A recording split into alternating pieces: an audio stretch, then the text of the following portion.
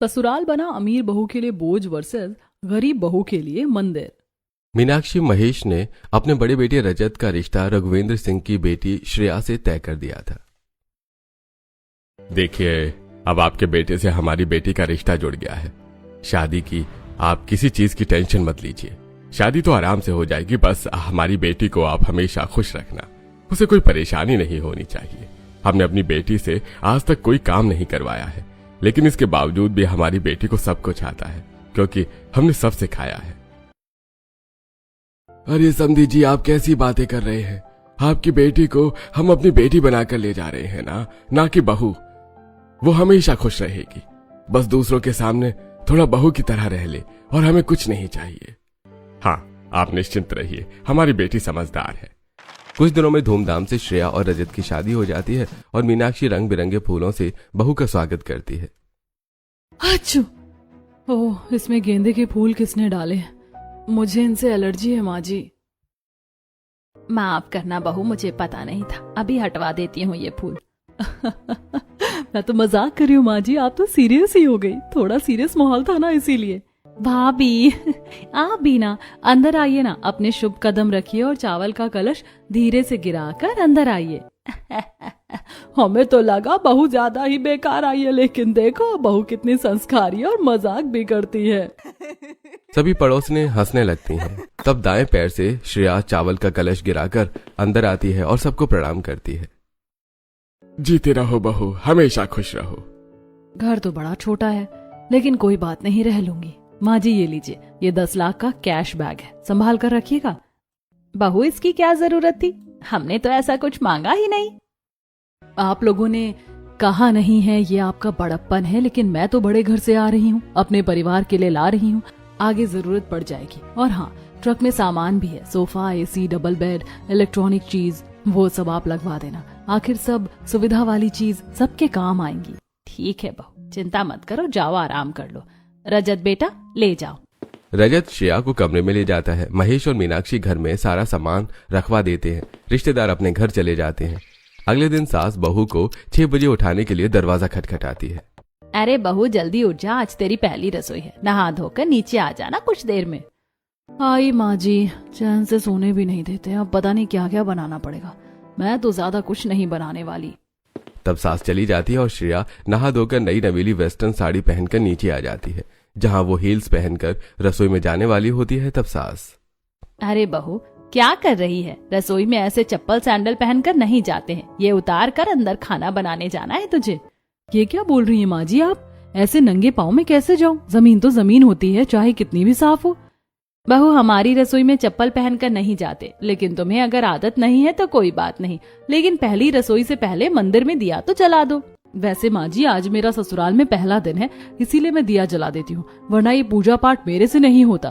तो आप ही करना आपसे। बाकी खाना तो मैं हील्स पहनकर ही बनाऊंगी, लेकिन मैं ज्यादा खाना नहीं बना सकती। आप मेरी मदद करवाना, मैं खीर बना दूंगी। ठीक है बहू। पारुल, तू भी रसोई में भाभी की मदद करवा देना। फालतू का दिखावा, ये सब टैंट्रम्स मेरे से नहीं होने वाले। तब श्रेया पूजा घर में जाकर दिया जला देती है। आरती करना आता नहीं है, इसलिए मन ही मन बोलकर घंटी बजा देती है और हील्स पहनकर रसोई में खाना बनाने लगती है, जहां सास और नंद भी मदद करवाते हैं। कुछ ही देर में पहली रसोई का खाना बन जाता है, जिसे खाकर सब खुश होते हैं। वाह बहू, खाना तो तुमने बहुत अच्छा बनाया है, ये लो तुम्हारा शगुन। हाँ बहू, बहुत बढ़िया खीर बनाई है तुमने। थोड़ी सी खीर और देना श्रेया, मैं तो कहता हूँ सबको खाना चाहिए, क्यों निखिल? हाँ भैया, भाभी थोड़ा सा और दे दो, और पूरी वगैरह भी। हाँ हाँ देवर जी, लीजिए ना, और आप भी लीजिए खीर। पापा जी, आपको कुछ दूं? नहीं बहू, बस पेट भर गया। जैसे तुम्हारे पापा ने कहा था, बिल्कुल वैसे ही संस्कारी हो तुम। जी पापा जी। हाँ, इतना तो भाभी ने खाना भी नहीं बनाया जितनी तारीफ बटोरली, बस एक खीर ही तो बनाई है। ऐसी शाम को श्रेया पेड़ पौधों में पानी डालती है। सास ससुर को गर्मा गर्म चाय पकौड़े बनाकर देती है।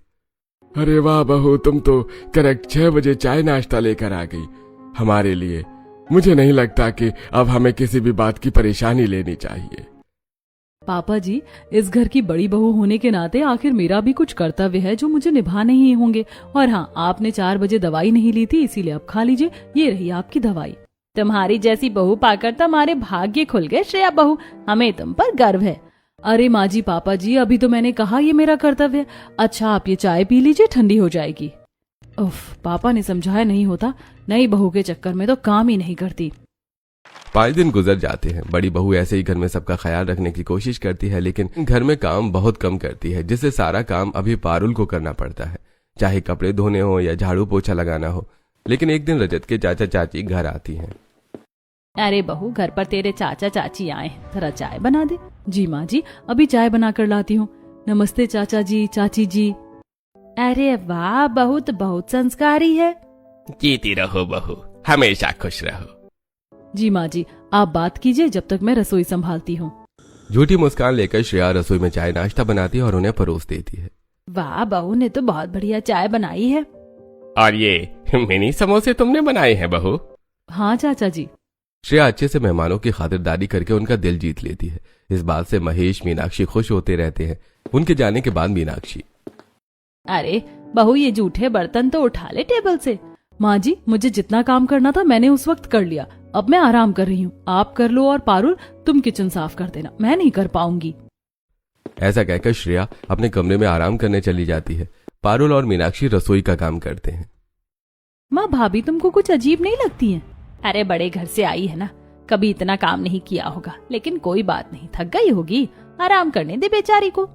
ठीक है, रसोई तो साफ हो गई माँ, लेकिन भूख लग रही है। भाभी ने कोई खाना नहीं बनाया। कोई बात नहीं, मैं जल्दी से नमकीन जवे बना देती हूँ। मीनाक्षी खुद ही खाना बना लेती है। 2-3 घंटे काम आराम से श्रेया उठाती है और फिर से सबसे प्यार से बात करती है। छोटी मोटी घर के काम करती है, लेकिन 4 दिन बाद श्रेया अपने रंग दिखाना शुरू कर देती है। एक दिन वो बहुत देर तक सोती है। अरे बहू, 8 बज गए, तू अभी तक नहीं उठी। नई बहू कितनी देर तक सोई रहेगी, अच्छी बात नहीं है। उठ जा, कोई आ गया तो। चल खाना तैयार कर ले। क्या है माँ जी, चैन से सोने तो दो, अब नींद भी पूरी नहीं करूं क्या? मुझे नहीं मतलब किसी से, चाहे कोई भी आए जाए। अब देखो रसोई की जिम्मेदारी, अरे बोझ लगता है मुझे ये सब, खुद ही कर लो। बहू अचानक से इस तरह से बात क्यों कर रही है? शायद नींद पूरी नहीं है, सोने देती हूँ। मीनाक्षी उसे सोने देती है और खुद ही चाय नाश्ते की तैयारी कर लेती है और सबको देती है। रजत बेटा, क्या श्रेया की तबीयत ठीक नहीं है? थोड़ा चिड़चिड़ा सा बर्ताव कर रही थी, उठी भी नहीं। पता नहीं माँ, मुझे भी उसका बिहेवियर कुछ ठीक नहीं लग रहा। कल रात को श्रेया, मुझे तो नींद नहीं आ रही है। आइसक्रीम लेकर आया था, चलो हम दोनों साथ मिलकर आइसक्रीम खाते हैं। ये लो, तुम मुझे खिलाओ, मैं तुमको खिलाता हूँ। नहीं, मुझे नहीं खाना, मैं कुछ चेक कर रही हूँ। अरे ये सब तुम क्या चेक कर रही हो? छोड़ो ना, ये सब हमारी रात है, आइसक्रीम खाते हैं। अरे तुमको समझ नहीं आता क्या? मुझे नहीं खाना मतलब नहीं खाना। मैं अपने मॉडलिंग का इवेंट देख रही हूँ और तुम इन सब चीजों में पड़े हो। देखो, मैंने तुमसे पहले भी बात करी थी, शादी के बाद मुझे मॉडलिंग करनी है, तो मुझे रोकना मत। ठीक है श्रेया, लेकिन गुस्सा तो मत हो। मैं मॉडलिंग के लिए मना नहीं कर रहा, लेकिन मम्मी पापा से भी पूछ लेती। Why should I ask your parents to make decisions about my life? अपना लैपटॉप साइड रखकर श्रेया सो जाती है। भैया, मुझे तो हमेशा भाभी चिड़चिड़ी मूड में लगती हैं। इतनी भी क्या अमीरी झाड़ना कि किसी की फीलिंग्स की कदर ना करें। छोड़िए सब बातें, गर्मी शुरू हो गई है इसलिए चिड़चिड़ी होगी, और वैसे भी कभी काम नहीं किया है ना। हाँ पारुल, ऐसा ही होगा। 3 दिन बीत जाते हैं, श्रेया का व्यवहार अभी भी ऐसा होता है। बहू को आम दे देती हूँ, उसे अच्छा लगे। श्रेया बहू, ये ले आम खा ले, और आज खाने में गोभी, आलू, रायता और पराठे बना देना, और कुछ गोभी बचे तो गोभी के पराठे भी। आपको क्या लगता है माँ जी कि मैं 2-4 दिन से चिढ़ी पड़ी हूँ? लेकिन देखिए, मुझे घर का काम करने में, ये फालतू का किचन का बोझ लेने में कोई इंटरेस्ट नहीं है। मैं कोई काम नहीं करने वाली। पैसे दिए हैं ना, नौकरानी रख लो घर पर। लेकिन श्रेया, तू घर की बहू है। शुरू में तो सब कुछ ठीक चल रहा था, लेकिन अचानक से तुझे क्या हो गया? मुझे कुछ नहीं हुआ, मैं अपने असली रूप में हूँ। इतने दिनों से नाटक कर रही थी, लेकिन अब मुझसे नाटक नहीं हो रहा, समझिए आप। अरे बहू, अपनी सास से इस तरह बात मत करो, शांत हो जाओ। घर में मेहमान आने वाले हैं, खाने की तैयारी कर लो। तो मीनाक्षी से ऐसे बात करोगी तो वो क्या सोचेंगे? अरे बस कीजिए पापा जी, ये घर है कि होटल? जब देखो मेहमान आते ही रहते हैं। और मैं बहू हूँ कि नौकरानी जो उनके लिए वेटर की तरह खाना बनाकर सर्व करती रहूं? कभी किचन का बोझ, कभी बड़ों की इज्जत का बोझ, अब रिश्ता निभाने का बोझ, कभी पूजा पाठ करने का बोझ। इतनी जिम्मेदारियों का बोझ मुझे नहीं चाहिए। आप अपना खुद हैंडल करो, जैसे मेरे आने से पहले करते थे। श्रेया की ऐसी कड़वी बातें सुनकर महेश और मीनाक्षी निराश हो जाते हैं। मीनाक्षी को अच्छा नहीं लगता। अब वो और पारुल ही घर के काम खुद ही करने लगते हैं। मेहमान आते हैं, उनके सामने श्रेया बिल्कुल भी नहीं आती है। वो बस अपना फोन चलाती है, छत पर जाकर रील बनाती है और खाली घर में घूमती रहती है। एसी में बैठी रहती है और बोर होती है तो क्लब चली जाती है। Hey Yash, come on dance with me. मैं लड़की सीधी सादी सी, बोतल पीली है आधी सी, हाँ तेरी ये जो ग्रेविटी मुझे खींचे तेरी ओर। आया मोरा सैया साइको, तेरा मैं तेरा मैं तेरा मैं, दबी दबी दुम्बा दुम्बा दुम। जान, इतने टाइम बाद तुमसे मिलकर मुझे बहुत अच्छा लगा। वैसे काफी अच्छी फिगर मेंटेन कर रखी है तुमने। शादी के बाद सब लोग बच्चा वगैरह कर रहे थे, तुम तो नहीं करोगी ना अभी? अभी मैं अपने करियर पर फोकस करना चाहती हूँ, ये सब चीज बाद में। सच में शादी एक बोझ से ज्यादा मुझे और कुछ भी नहीं लगता। पार्टी करके श्रेया घर आ जाती है, तब सास ससुर। बहू, हमने तुम्हें अपनी बेटी ही माना है, लेकिन तुम इस घर की इज्जत। बहू, ऐसे कपड़े पहन के बाहर क्यों जा रही हो? कुछ ही दिनों में लोग हमें टोकना शुरू कर देंगे। हाँ बहू, तुम्हें जैसे रहना है वैसे रहो, लेकिन घर के अंदर, घर के बाहर नहीं। ओके फाइन, अब जाऊं मैं अपने कमरे में, बहुत ज्यादा थक गई हूँ। श्रेया अपने कमरे में चली जाती है और वक्त गुजरता है। श्रेया अपने शॉपिंग और मेकअप पर ही ध्यान देती है। उसके बदलते बर्ताव को देखकर मीनाक्षी परेशान हो जाती है और घर के काम करके भी उसे थकावट होती है। एक बार तो चक्कर आ जाते हैं। तब एक दिन मीनाक्षी अपने दोनों बेटों से बात करती है। बेटा, मुझे तुमसे जरूरी बात करनी। देखो, सोचा था श्रेया बहू के आने से घर थोड़ा संभल जाएगा, लेकिन वो बड़े घर से आई है, दहेज लेकर आई है, इसीलिए वो काम करने से एतराज करती है। अब मैं कब तक करूंगी? ये देखते देखते तो 5 महीने बीत गए। माँ, आपकी ऐसी हालत देखकर तो मैं भी परेशान हूँ, तो नौकरानी रख लो ना, उसने कहा तो है। हाँ माँ, आप अपना ख्याल रखो और किसी चीज की चिंता मत करो। तेरी माँ की चिंता ऐसे नहीं जाने वाली। तेरी बहन भी तो कॉलेज जाती है, वो बेचारी आकर भी कितना करेगी, और ये भी कितना करेंगी। और हमारे ऐसे दिन थोड़े हैं कि नौकरों के हाथ का खाना खाएं। इसलिए हम दोनों चाहते हैं, निखिल, अब तू शादी कर ले।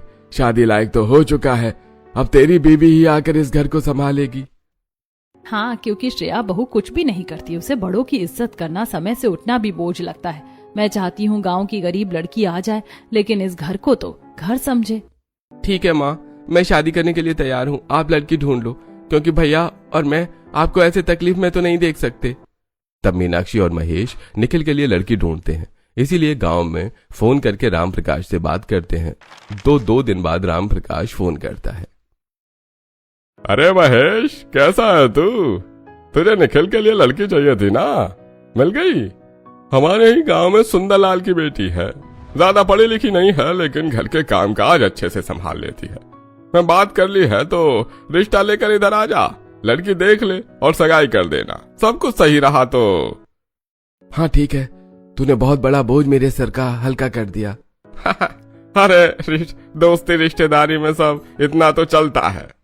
अगले दिन मीनाक्षी महेश निखिल को लेकर गांव पहुंचते हैं। लड़की आते ही पैर छू लेती है, अपने हाथ का बनाया हुआ नाश्ता करती है, प्यार से बात करती है। मीनाक्षी 2 मिनट में उसे अपनी बहू चुन लेती है और वहीं पर ही दोनों की सगाई हो जाती है और 1 हफ्ते बाद ही शादी हो जाती है। तब धूमधाम से मीनाक्षी अपनी बहू की आरती करती है। हर्षिता बहू, दाएं पैर से चावल का कलश गिराकर अंदर आ जाओ। उससे पहले माँ जी, मैं अपने मंदिर पर माथा टेकना चाहती हूँ। घूंघट वाली हर्षिता बहू अपनी सैंडल को साइड में उतार कर घर की चौखट पर माथा टेकती है। तब गृह प्रवेश करके अंदर आती है। अरे वाह, तुम्हारी ये बहू तो बड़ी बहू से भी ज्यादा संस्कारी निकली। अरे बहू, तुमने ऐसा क्यों किया? माँ जी, लड़की का ससुराल उसका मंदिर होता है। अब मंदिर में आने से पहले सर झुकाना तो होगा, और अभी तो मैंने अपने मंदिर के भगवान का आशीर्वाद भी नहीं लिया। ऐसा कहकर हर्षिता अपने सास ससुर के पैर छू लेती है। सब काफी हैरान थे। जीती रहो बहू, सदा सुहागन रहो। जीती रहो बहू। क्या ससुराल को मंदिर मंदिर और इनको भगवान कह रही है, गंवार कहीं की। गरीब लोगों का कुछ नहीं हो सकता। अब इसकी वजह से ये दोनों और सिर चढ़ जाएंगे। अरे मुझे खुशी है हर्षिता कि इस घर को अब अच्छे से संभाल लेगी। बहुत रात हो गई है बहू, तुम थक गई होगी। वैसे भी गांव का 3-4 घंटे का सफर था। जाओ आराम करो। ऐसे कैसे माँ जी, अभी तो मुझे अपने मंदिर में दिया भी जलाना है। मंदिर कहाँ है माँ जी? वो क्या है ना, मम्मी पापा ने कहा था कि वहाँ जाकर पहले दिया जला देना। ऐसी बहू पाकर तो मीनाक्षी मुझे बहुत गर्व हो रहा है। क्योंकि पापा जी, मैं इतना सारा कैश और दहेज लेकर आई थी, तब आपको अफसोस हो रहा था क्या? नहीं बहू, तुम गलत समझ रही हो। इतना कहकर महेश चुप हो जाता है और मीनाक्षी हर्षिता को मंदिर की तरफ ले जाती है, जहां वो एक दिया जला देती है। उसके बाद सब सो जाते हैं। अगले दिन बहू 5 बजे उठकर नई नवेली बहू की तरह तैयार हो जाती है और घर का कोना कोना चमकाकर साफ कर देती है और मंदिर में मूर्ति पर माला चढ़ाकर पूजा करती है। अच्युतम केशवम कृष्ण दामोदरम राम नारायणम जानकी वल्लभम नाम जपते चलो काम करते चलो हर समय कृष्ण का ध्यान रखते चलो। वाह भाभी, आप कितना प्यारा भजन गाती हैं, सच में मन शांत हो गया। हाँ बहू, सकारात्मक ऊर्जा मिल रही है। जिस तरह से तुमने आरती गाई है, कब से दिल में इच्छा थी कि कोई रोज सुबह ऐसे ही मीठा भजन गाकर हमें उठाए। बड़ी बहू ना सही, तुम ही सही। हाँ बहू। ओह, तो ये कोयल हैं जो सुबह सुबह कूक कूक कर रही हैं। नींद खराब कर दी मेरी, मैं तो वापस सोने जा रही हूँ। माँ जी, पापा जी, ये लीजिए प्रसाद। मुझे लगा आप सो रहे हैं, इतने में मैं खाना तैयार कर लूंगी। आप तैयार हो जाइए, मैं जब तक सारा खाना डाइनिंग टेबल पर लगा दूंगी। हर्षिता रसोई में जाने से पहले चप्पल बाहर उतार देती है, तब सास की नजर पड़ जाती है। अरे बहू, तुमने चप्पल क्यों उतार दी? माँ जी, ये गरीब गंवार है ना, इसीलिए। सॉरी। उसके बाहर चप्पल उतार कर जा रही है। देखो तुम्हारे गांव में वो क्या बोलते हैं, गोबर मिट्टी जमीन पर लगाते थे, इसीलिए चप्पल पहनकर नहीं जाते थे, लेकिन ये मार्बल लगा हुआ है तो मैं आराम से जा सकती हूँ। नहीं दीदी, ऐसी कोई बात नहीं है। रसोई कहीं पर भी हो, लेकिन रसोई में कभी भी चप्पल पहनकर नहीं जाना चाहिए, क्योंकि वहाँ पर खाना बनता है और जहाँ अन्नपूर्णा देवी हो वहाँ कोई चप्पल कैसे ले जा सकता है। ये सुनकर मीनाक्षी की आंखों में आंसू आ जाते हैं और वो हर्षिता के सिर पर हाथ रखती है। श्रेया बहू, यही मुझे तुम्हारे मुंह से भी सुनना था कभी, कुछ भी। श्रेया इतरा कर चली जाती है। मीनाक्षी और बाकी सब नहा रहे होते हैं। इतने में हर्षिता पहली रसोई का सारा खाना तैयार कर लेती है। ये सब देखकर निखिल खुश होता है। अरे वाह, तुमने 1 घंटे में चाय, नाश्ता, आलू कचौड़ी, 3 तरह की सब्जी, रसमलाई, मीठा सब तैयार कर लिया। ये तो कुछ भी नहीं है निखिल जी, मैं तो एक बार में 10-15 तरीके के व्यंजन तैयार कर सकती हूँ इतने ही टाइम में। माँ जी, पापा जी, आप आगे बैठ जाइए। हाँ बहू। तभी श्रेया भी आ जाती है। सब खाना खाकर बहू की तारीफ करते हैं, जो कि श्रेया को बिल्कुल भी पसंद नहीं आता है। बहू, रसमलाई बड़ी चोखी बनाई है, तूने एक और दे दे। और बहू, मुझे मटर पनीर की सब्जी दे दो। पापा, थोड़ा कम खाओ, आपको ऐसे मसालेदार खाना कम खाने को बोला है डॉक्टर ने। जेठ जी, पापा जी के लिए मैंने अलग से कम मिर्च मसाले वाली सब्जी बनाई है, ये लीजिए पापा जी। अरे वाह, इसे कहते हैं सर्वगुण संपन्न बहू, जो घर में सबका ख्याल रखे, ना कि दूसरों की पसंद को बोझ समझे। ऐसा सुनकर श्रेया गुस्से में टेबल से उठकर चली जाती है। माँ जी, दीदी को क्या हुआ है? वो ठीक तरीके से बात क्यों नहीं करती? थोड़ी अलग सी रहती हैं। भाभी, आप नहीं हो ना इस घर में, थोड़े दिन में आपको भी भाभी का पता चल जाएगा। वो ऐसे ही रहती हैं। आप भी खाना खा लो। पहले मेरे मंदिर जैसे ससुराल के सभी लोग खा लेंगे, उसके बाद मैं खाऊंगी। ठीक है बहू, हमारे खाना खाते ही तुम भी खाना खा लेना। सभी के खाना खाने के बाद शगुन में हर्षिता को एक जोड़ी चांदी के बिछिया मिलते हैं। सब अपने कमरे में चले जाते हैं। दोनों बेटे ऑफिस चले जाते हैं तो हर्षिता झूठे बर्तन उठा के रसोई में रख देती है, टेबल साफ कर देती है, रसोई साफ कर देती है। तब जाकर अंत में खाना खाती है और बिना किसी परेशानी के गर्मी में अपने पंखे में रहती है। लेकिन बड़ी बहू एसी में ही रहती है, बाहर से खाना ऑर्डर करके खाती है। दिन गुजरते हैं। छोटी बहू ने घर की सारी जिम्मेदारी संभाल ली थी। सुबह सुबह सबके पैर छूना, रोज अपने मीठे भजन से सबको जगा देना, टाइम से पहले खाना बना देती है, सास ससुर को दवाई दे देती है। एक दिन घर में संतोषी मनोज आते हैं। और महेश भाई साहब, कैसे हैं आप? और आपकी नई बहू कहाँ है? अब तो बहू को इस घर में 3 महीने हो गए होंगे ना? हाँ मनोज, बहू को इस घर में 3 महीने हो गए हैं। बहुत अच्छे से सारी जिम्मेदारी संभाल लेती है। इतने में हर्षिता अपनी चचिया सास ससुर के पैर छूती है, उन्हें ठंडे शरबत बनाकर देती है। वो ऐसे ही रसोई में खाना तैयार करती है। सिलेंडर खत्म हो जाता है। हे भगवान, इस सिलेंडर को भी अभी खत्म होना था। मुझे कितने सारे पकवान बनाने थे। अरे हाँ, 2 महीने पहले मैंने चूल्हा बनाया था ना, उसी पर खाना बना लेती हूँ। चूल्हा जलाकर धुआं करोगी क्या? घर में धुआं आ गया तो रुको, मैं अभी इंडक्शन ऑर्डर कर देती हूँ, आ जाएगा। बहू, बाहर मेहमान बैठे हैं, टाइम लगेगा। दीदी, आप पैसे मत खर्च करो। अपने इंडक्शन मंगा लिया और बिजली चली गई तो आप रहने दो, मैं फटाफट से चूल्हे पर ही खाना बना लेती हूँ। मुझे तो चूल्हे पर खाना बनाने की आदत भी है और छत पर पुराने फर्नीचर की लकड़ी भी पड़ी है, वो भी काम आ जाएगी। You are right, what can I expect from you. जो गरीब होते हैं वो अपनी आदत से गरीब होते हैं। एक खाना बनाने के लिए इतना लोड लेकर काम करोगी तुम? करो। हर्षिता की आंखों में आंसू आ जाते हैं, फिर भी वो धूप में जाकर फटाफट चूल्हे पर 3-4 तरीके का स्वादिष्ट व्यंजन तैयार करती है। इतने में मीनाक्षी मेहमानों को बिजी रखती है। 1 घंटे बाद हर्षिता अनेक पकवानों से उनकी टेबल सजा देती है। अरे चाची जी, चाचा जी, आप इतने शांत क्यों बैठे हैं? खाना खाइए ना, गर्मा गर्म। मैंने राज कचौरी भी बनाई है अनार डाल के। अरे वाह दीदी, तुम्हारी ये बहू तो बड़ी बहू से भी ज्यादा समझदार होशियार है। चूल्हे पर भी कितनी जल्दी खाना बना कर रख दिए, वो भी इतने पकवान। बहू, हम इतना सब नहीं खा पाएंगे, थोड़ा कम कर दे। नहीं नहीं चाची जी, आप दोनों के लिए बहुत प्यार से ये खाना बनाए हैं, आपको थोड़ा थोड़ा तो सब खाना होगा। सच में भाई साहब, बच्ची बड़ी प्यारी है। ठीक है बहू, हम खा लेते हैं। आहा, इतना स्वादिष्ट खाना तो मुझे किसी होटल में भी नहीं मिला। अब तक जितनी बहू के हाथों का मिला है, कोई कह नहीं सकता ये बहू गांव की है। और गरीब तो कहीं से भी नहीं लगती, क्योंकि इतनी गुणवान जो आई है। ये बिल्कुल ठीक कहा मनोज तुमने। बस इन लोगों की यही हरकत मुझे पसंद नहीं है। काम करे वो करती रहे तो इन ससुराल वालों का मन खुश रहता है। इतना बोझ तो मैं नहीं उठा सकती बाबा। अरे बहू, ऐसे खड़ी क्या हो? तुम तो मुझसे मिली ही नहीं ना आशीर्वाद लिया। आओ यहाँ। अरे नहीं चाची जी, बार बार झुकने से मुझे कमर दर्द हो जाता है, इसीलिए मैं पैर छूने नहीं आई। अब कोई बात नहीं, कोई बात नहीं। खाना खाने के बाद जाते जाते भी हर्षिता उनके पैर छूती है। बस बस बहू, कितना पैर छुओगी? मैंने सुना है तुम अपने ससुराल को मंदिर समझती हो, और ये बहुत अच्छी बात है। ऐसे ही अपने मंदिर का ख्याल रखना। बड़ी बहू तो ऐसे बिल्कुल नहीं है, क्योंकि वो अमीर है। खैर, मैं चलती हूँ। वो दोनों चले जाते हैं, तब श्रेया अकड़ कर, तुम्हें ये सब करना जरूरी है क्या हर्षिता? अपनी आदत छोड़कर शहर की तरह रहना शुरू कर दो। 24 घंटे पैर छूना, मंदिर, पूजा पाठ करना और दूसरों की गुलामी करना, ये ठीक नहीं है। तुम जैसी बहुएं ही ससुराल वालों की आदत खराब करती हैं। दीदी, आप ऐसी नहीं हैं और आप ऐसा सोचती हैं, इसका मैं कुछ नहीं कर सकती। लेकिन मैं अपने ससुराल को दिल से मंदिर मानती हूँ और दिल से सबकी सेवा करती हूँ। आप मुझे ऐसा मत कहिए। यही तो फर्क है इन दोनों बहू में। एक घर को बोझ समझती है, दूसरी मंदिर।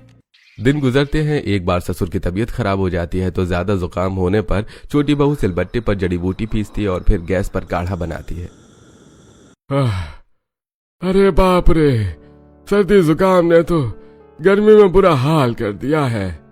पापा जी, आप कल धूप में से आकर कूलर के सामने बैठ गए। सर्द गर्म तो होना ही था, लेकिन आप ये फटाफट काढ़ा पी लीजिए। इसके बाद मैं रात को काढ़ा पिला दूंगी। देखना, कल सुबह तक आपका सारा जुकाम सर्दी सब गायब। बहू, मुझे तुम्हारे माता पिता पर बहुत गर्व महसूस होता है कि तुम उनकी बेटी हो और हमारा इतना प्यार से घर संभालती हो। काश बड़ी बहू भी ऐसी होती। माँ जी, पापा जी, मुझे यकीन है एक दिन दीदी भी बदल जाएंगी। थोड़े दिन गुजरते हैं। एक दिन श्रेया बेहोश हो जाती है। तब डॉक्टर के चेकअप करने पर पता चलता है कि वो प्रेग्नेंट है। घर वाले खुशी से झूम जाते हैं। सास बहू का माथा चूमती है और उसका ख्याल रखती है। आखिर इतने टाइम बाद तूने मुझे खुशखबरी दे ही दी। बस अब भगवान जल्दी से इस घर में एक प्यारा सा बच्चा दे दे। और तू अपना ख्याल रख। तुझे कुछ भी चाहिए हो तो हमें बता देना, हम कमरे में ही ला कर दे देंगे। थू थू थू थू, नजर ना लगे तुझे।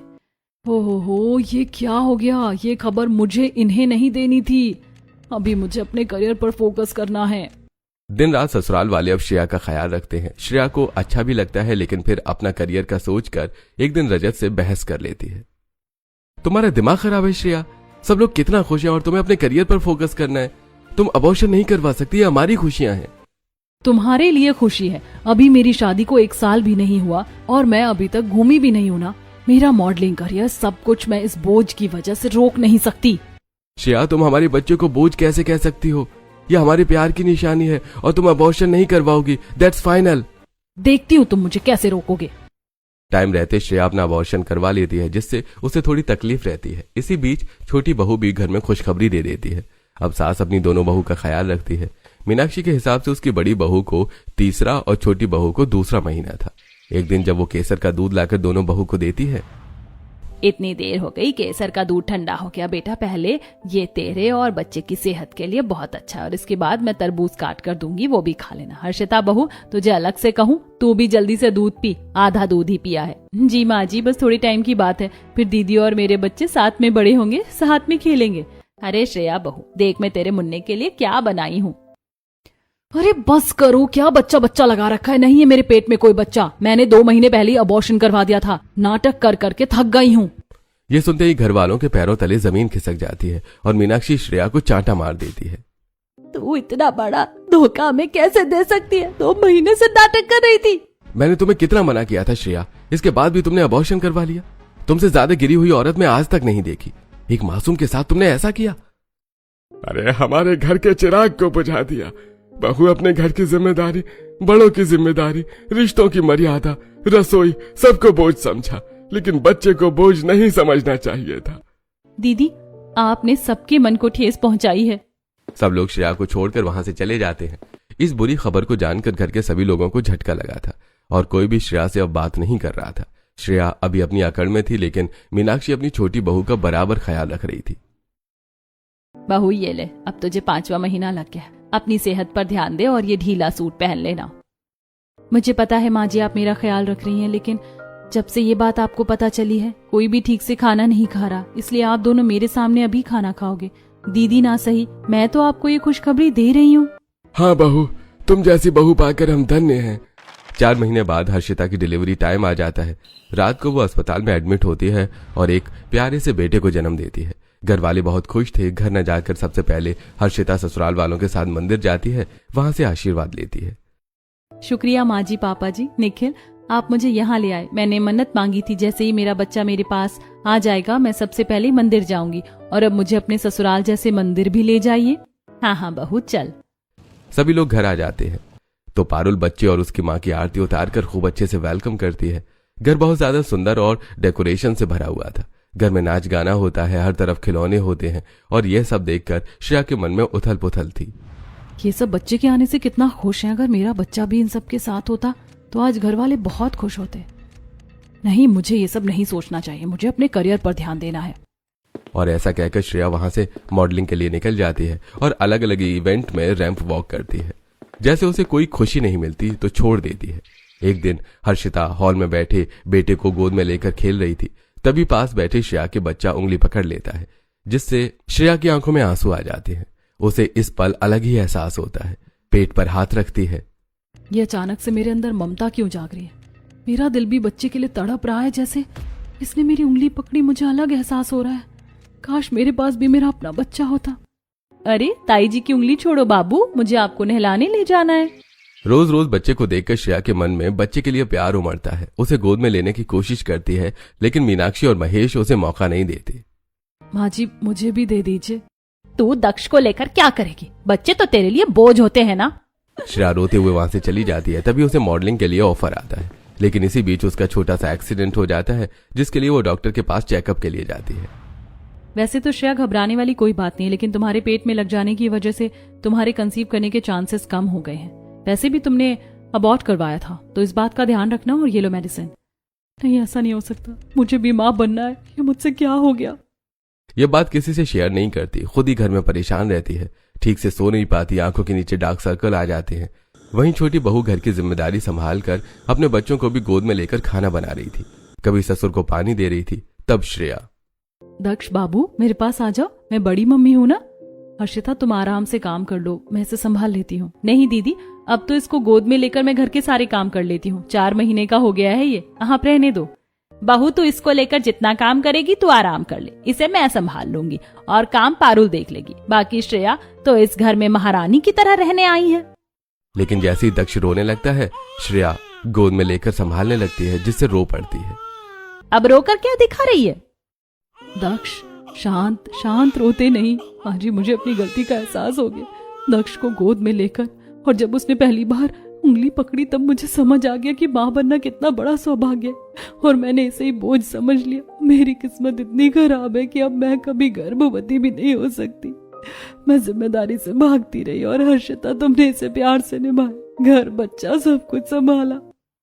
बच्चों को गोद में देने के बाद श्रेया सास के पांव में गिड़गिड़ाने लगती है। तब सास आंखों में आंसू आ जाते हैं और उसे गले से लगा लेती है। तूने क्या खो दिया है ये तुझे समझ आ रहा है, पर तू चिंता मत कर, हम अच्छे डॉक्टर को दिखाएंगे, कुछ ना कुछ हल निकल आएगा। आज समझ आए घर और बच्चा बोझ नहीं होते, ये तो सबसे बड़ी नेमत होते हैं। दीदी रोते नहीं, बहुत स्ट्रांग हैं आप। हर वक्त मानो आप मेरे गांव चलो, वहाँ हर चीज का इलाज है। देसी इलाज बहुत फायदेमंद होता है, सब ठीक हो जाएगा। सच में? हाँ दीदी। श्रेया को अपनी गलती का एहसास हो जाता है और अब वो अपनी देवरानी के बच्चे के साथ भी खेलते हैं। कुछ समय बाद हर्षिता उसे अपने गांव ले जाती है, जहां देसी वैद्य उसका देसी इलाज करते हैं। आयुर्वेदिक दवाई खाकर 1.5 साल बाद वो एक प्यारे से बच्चे को जन्म देती है, जिससे वो खुश हो जाती है। हर्षिता, इतनी बड़ी खुशी मैंने जिंदगी में पाई है तो सिर्फ तुम्हारी वजह से। अब मैं तुम्हारी तरह एक अच्छी बहू बनकर घर भी संभालूंगी और अच्छी माँ भी बनूंगी। क्यों नहीं दीदी? इस तरह बड़ी बहू भी अपनी जिम्मेदारी को समझ जाती है। दोस्तों, जिम्मेदारियों से भागना आसान है, लेकिन उन्हें अपनाना ही असली खुशी देता है। संस्कार और अपनापन हर रिश्ते को मंदिर बना देते हैं।